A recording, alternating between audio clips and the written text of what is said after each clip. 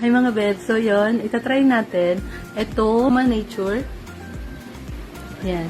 So ngayon, ito yung state ng face ko. So dahil nga after ng pregnancy, ng anak ngayon, breastfeeding, so di ako masyadong gumagamit ng skincare. Yan. So ngayon, itatry na natin siya kasi mild lang naman siya. So, update po kayo after 2 weeks. Punong kalalabasan. Actually, first time ko lang siya susubukan. Open natin. So, paligo na rin ako ngayon. So, ngayon ko na siya susubukan. Sure ako. So, yung set ng binili natin. So, ito. May sticker pa siya. Ito sila. Ito. Umiyak na si baby. So, sila tatlo. Ito si baby. Bumili din ako nito. Try din natin ito lipless nila.